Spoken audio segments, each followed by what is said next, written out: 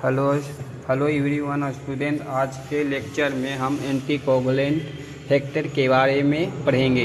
तो आपने देखा होगा कि बॉडी के कोई भी साइड पर इंजरी हो जाती है, कहीं चोट लग जाती है तो वहाँ से खून निकलना शुरू हो जाता है। कुछ टाइम के बाद देखते हैं कि खून निकलना बंद हो जाता है, तो वहाँ से हो जाता है। तो ऐसा कैसे होता है? बॉडी के जिस साइड पर इंजरी हुआ है तो खून निकल रहा होता है, वहाँ पर क्लॉटिंग फैक्टर आते हैं। ये ऐसे क्लॉटिंग फैक्टर होते हैं जो ब्लड को क्लॉट करने के लिए रिस्पॉन्स होते हैं। बेसिकली 13 क्लॉटिंग फैक्टर होते हैं, इंजरी साइड पर आते हैं और एक एक करके एक्टिवेट करते हैं, और एक दूसरे को एक्टिवेट करते हैं और दूसरा तीसरे को एक्टिवेट करते हैं। ऐसे ये चेन वाइज एक्टिवेट होते रहते हैं। 13 क्लॉटिंग फैक्टर ब्लड को क्लॉट करेगा, तो क्लॉट का मतलब जमना होता है। इस तरीके से ब्लड लॉस होने से पेरिवेंट हो जाएगा। जैसे ही बॉडी से बाहर निकलेगा तो क्लॉट हो जाएगा। जैसे बॉडी से ब्लड बाहर निकलता है तो क्लॉट हो जाता है। तो ब्लड बॉडी के अंदर क्यों नहीं क्लॉट होता है? क्योंकि लिक्विड फॉर्म में रहता है। बॉडी के अंदर नेचुरल एंटीकोगुलेंट प्रेजेंट रहता है। हेपेरिन है जो ब्लड बॉडी के अंदर क्लॉट होने नहीं देता। बॉडी के अंदर ब्लड को क्लॉट होने नहीं देता। जैसे ही बॉडी से बाहर ब्लड आता है तो जम जाएगा। जब भी कभी अपने पैथोलॉजी लैबोरेटरी में किसी भी टेस्ट को परफॉर्म करना होता है, तो किसी भी डायग्नोसिस करने के लिए कभी कभार ब्लड सैंपल ज़रूरत होती है। किसी भी पेशेंट का ब्लड सैंपल लेते हैं तो बॉडी से बाहर निकाला जाता है तो तुरंत क्लॉट हो जाएगा, क्योंकि कुछ टेस्ट ऐसे हैं जो क्लॉटिंग ब्लड से परफॉर्म नहीं कर सकता।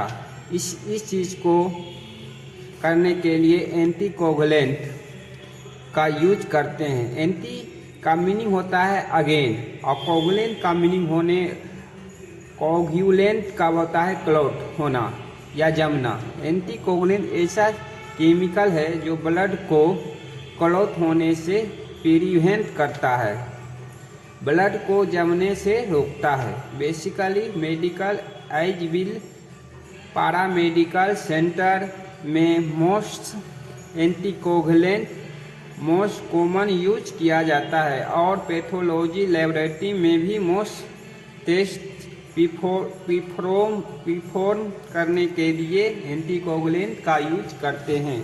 और biological specimen cellular preserve element को प्रिजर्व करने के लिए किया जाता है। सेव रखने के लिए एंटीकोगुलेंट का यूज करते हैं। इसके अलावा एंटीकोगुलेंट का यूज हम मेडिसिन के रूप में भी करते हैं, और ब्लड बैंक में भी ब्लड सेल और प्रिजर्व रखने के लिए ब्लड सेल या ब्लड कंपोनेंट को प्रिजर्व रखने के लिए भी एंटीकोगुलेंट का यूज करते हैं। हम ज़रूरत पड़ने पर पेशेंट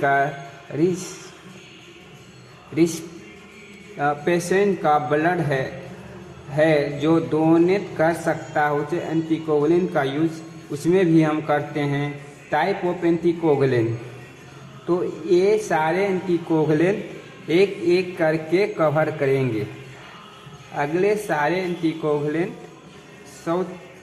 साउथ में मोड ऑफ फंक्शन बताएंगे। ये एंटीकोगुलेंट 13 क्लॉटिंग फैक्टर एक फैक्टर पर वर्क करेगा।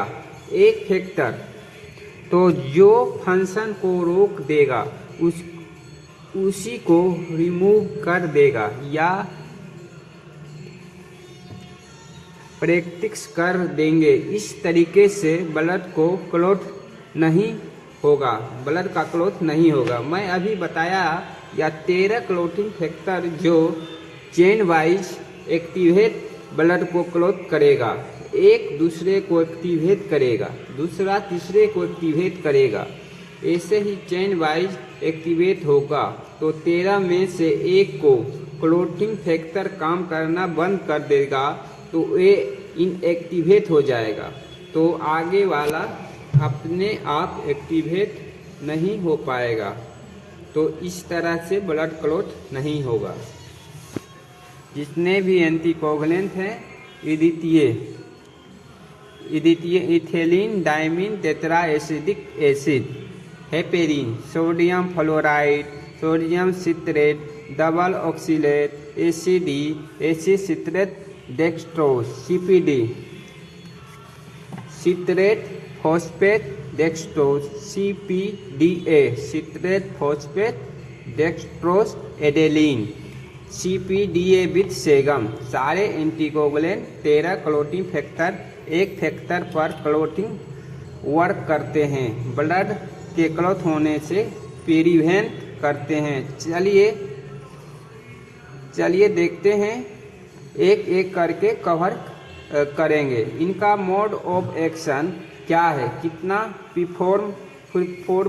प्रीफॉर्मेशन ब्लड में यूज करते हैं, एडवांसेज एंड डिसएडवांसेज के बारे में भी हम लेक्चर में कवर करेंगे। एंटीकोगुलेंट है, एंटीकोगुलेंट का पहला है EDTA, ethylene diamine tetra acidic acid, इसका फुल फॉर्म है। अगर मोड ऑफ एक्शन बात कर रहे हैं मोड ऑफ एक्शन का, तो बेसिकली 13 क्लॉटिंग फैक्टर होते हैं, उनमें से 4 क्लॉटिंग फैक्टर कैल्शियम बाइंडिंग हो जाएगा, कैल्शियम के साथ बाइंडिंग हो जाएगा तो ब्लड को क्लॉट नहीं देता है। तो ब्लड क्लॉट करने के लिए कैल्शियम इम्पोर्टेंट होता है। ईडीटीए में क्या कर रहा है, 4 क्लॉटिंग फैक्टर कैल्शियम को बाइंडिंग कर लेता है, तो इससे क्लॉट आगे का मैग्नीशियम कंटिन्यू नहीं हो पाता, क्लॉट प्रिवेंट हो जाता है। नेक्स्ट, ईडीटीए एंटीकोगुलेंट कितने प्रोपोर्शनल पर ब्लड के साथ मिक्स करता है, इसको हम 1.5 mg पर ml ऑफ ब्लड के साथ यूज करते हैं। अब ईडीटीए एंटीकोगुलेंट जिस ट्यूब में प्रेजेंट होता है उस ट्यूब का कलर पर्पल कलर का होता है। लिम्फोसाइट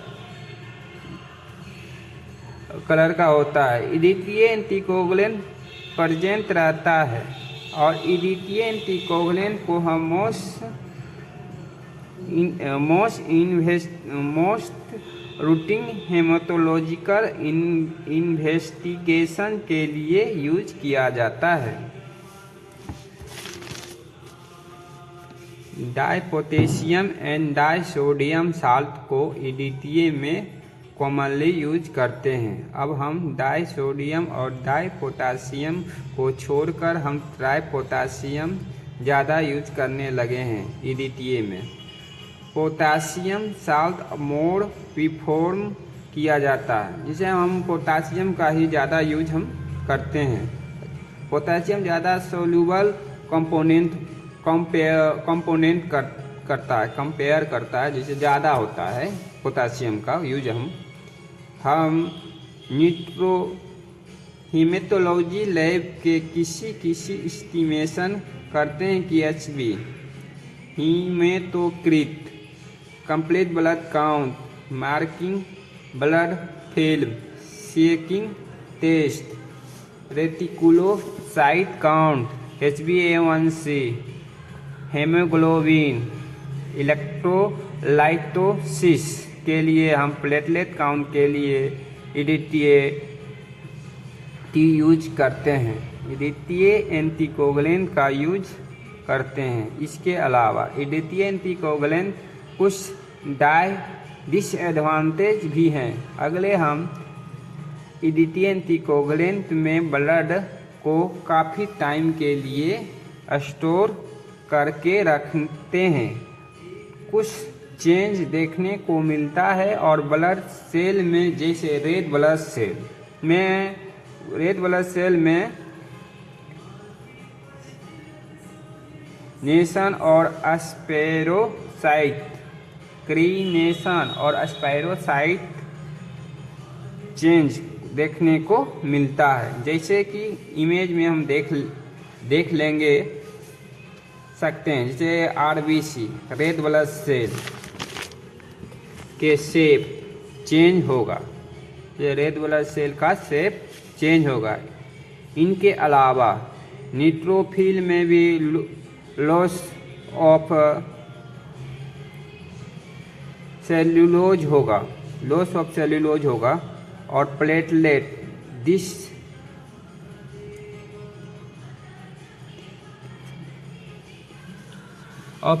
और डिस इंटीग्रेशन होगा। TLC platelet count progressive decrease करेगा प्लेटलेट में। नेक्स्ट हम पढ़ेंगे एंटीकोगुलेंट हेपेरिन कोगुलेशन के मोड ऑफ एक्शन के बारे में पढ़ेंगे, कैसे ब्लड क्लॉट होने से प्रिवेंट करता है। हेपेरिन है ये एंटीकोगुलेंट एक्टिवेट करता है। ये एंटीथ्रोम्बिन जो प्रोथ्रोम्बिन को थ्रोम्बिन से कन्वर्ट होने से रोकता है। क्लॉटिंग फैक्टर 9 और 10 एंड 12 और 13 क्लॉटिंग फैक्टर को इनएक्टिवेट कर के उनके फंक्शन को रोककर थ्रोम्बिन प्लास्टिक थ्रोम्बिन कन्वर्ट को रोक देता है। अगर हम थ्रोम्बिन कन्वर्ट नहीं होगा तो क्लॉटिंग आगे के प्रोसेस नहीं होगा, कनेक्ट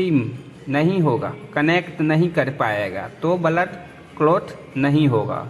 ये था हेपेरिन मोड ऑफ एक्शन के बारे में, हम किसी तरह से ब्लड क्लॉट होने से ब्लड प्रिवेंट करता है।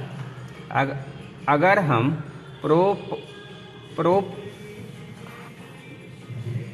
हम प्रोपोजनल के बारे में, कितने प्रोपोजनल ब्लड के साथ मिक्स करते हैं, 15 से 20 international mule microlitre of blood का में यूज करते हैं। हेपेरिन एंटीकोगुलेंट है जिस ट्यूब में हम प्रेजेंट रहता है, उस ट्यूब का कलर ग्रीन रहता है होता है, जैसे हम इमेज में भी देख सकते हैं। Heparin anticoagulant most commonly sodium, lithium और एमोनियम में यूज करते हैं। अगर हम लिथियम लेवल चेक करेंगे तो सोडियम यूज करते हैं। अगर हम एमोनियम लेवल चेक करते हैं तो हम सोडियम और लिथियम दोनों को यूज करेंगे। इनके अलावा हम ऑस्मोटिक फ्रेगलिटी टेस्ट के लिए यूज करते हैं LE cell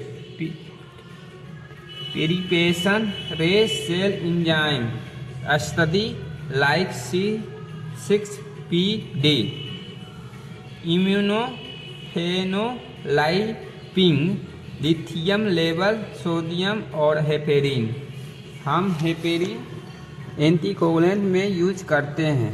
heparin natural anticoagulant होता है। बाय बर्थ के समय भी हम हेपेरिन का यूज करते हैं। बॉडी में क्लॉट फॉर्मेशन होता है, उनको रिमूव करता है और बॉडी के अंदर ब्लड क्लॉट होने से प्रिवेंट करता है। हेपेरिन एंटीकोगुलेंट को हम ब्लड बैग में हम यूज करते हैं, जो हम बाद में पढ़ेंगे।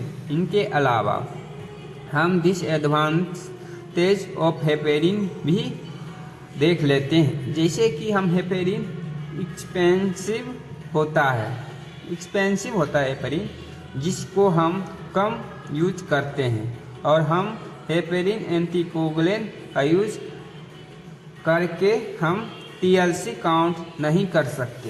हेपेरिन का यूज हम करके हम TLC काउंट नहीं कर सकते, ब्लड स्मेयर भी नहीं बना सकते, और हेपेरिन